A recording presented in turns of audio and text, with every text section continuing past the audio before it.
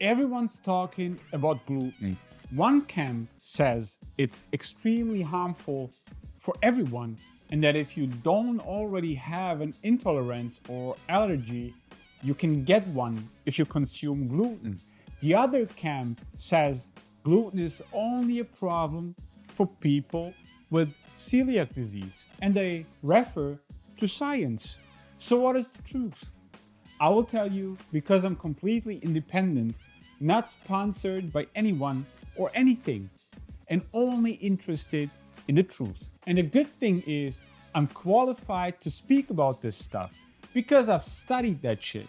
And if you're also interested in the truth and want me to remain independent, support me so we can grow this channel together. Like and follow for more. And above all, stay until the end because I will show you exactly whether gluten is good or bad, whether I recommend gluten or not, and most importantly, why. The issue is not as simple as most influencers make it seem when they tell you that you can eat gluten without problems if you don't have celiac disease. I will smash that claim into the trash where it belongs, into the trash. So let's go. Gluten is a mixture of storage proteins in wheat, mainly gliadins and glutenins. It serves the plant as a nitrogen store. Gluten is broken down in the gut into amino acids and peptides and can be absorbed. The biological value of pure wheat gluten is relatively low, about 50 to 55. That means only 25 to 40% can be utilized. At least that's what gluten opponents want to tell you. But I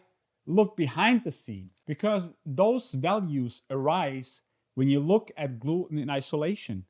But nobody eats only gluten all day long. Gluten is always combined with other foods. And moreover, we need to consider what we consume over the course of the whole day, not just in a single meal. The true biological value of gluten in a normal mixed diet is then not 50, but as high as the overall quality of your diet. The effective protein quality of the total daily protein then lies between 80 to 100, i.e.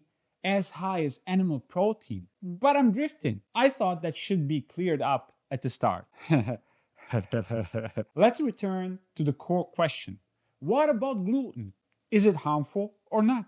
For people with celiac disease, gluten is clearly harmful and must be avoided permanently. It is an autoimmune disease triggered by gluten, wheat, barley, rye. In genetically predisposed people, gluten causes damage to the mucosa. The prevalence is about 1% globally. Furthermore, some people report digestive complaints, irritable bowel type symptoms, or other symptoms when they eat gluten, even though they don't have celiac disease. It is considered a real, but not yet perfectly characterized phenomenon. But there is no strong evidence that a gluten-free diet is healthier for everyone.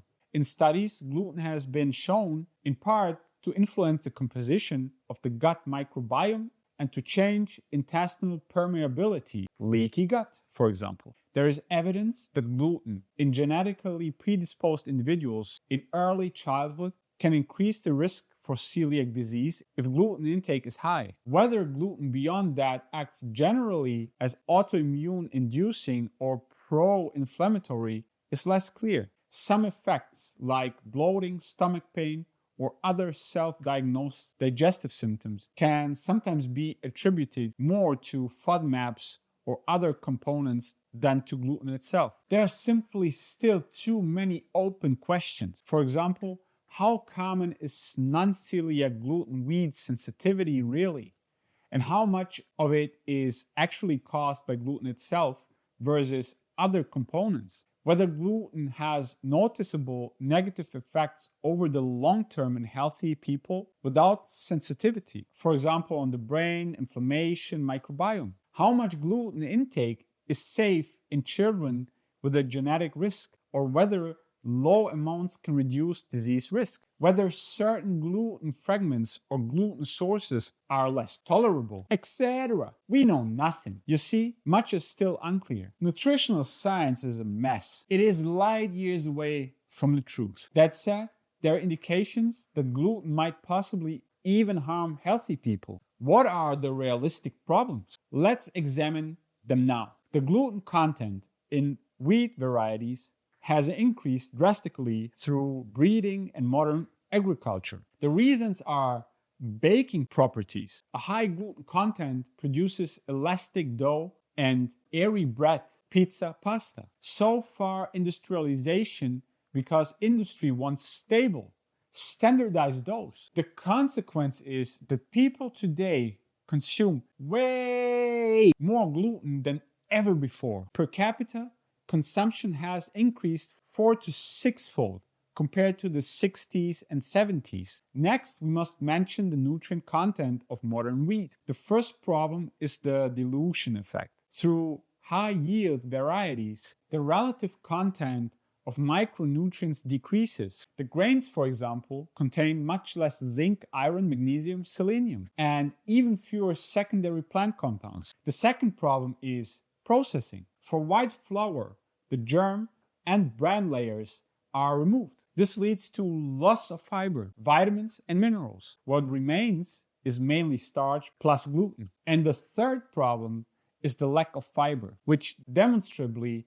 promotes overweight, diabetes, and gut problems. Other problematic compounds besides gluten are FODMAPs, fructans, and ATIs, amylase trypsin inhibitors. Many gluten-rich products are highly processed. White bread, cakes, cookies, pizza, pasta, fast food. They have a high glycemic load that can lead to blood sugar spikes and insulin resistance. They have low satiety compared with unprocessed foods, not just the gluten alone. So it is very likely that the whole package is responsible for the negative effects, not just the gluten alone. Now, to my recommendations.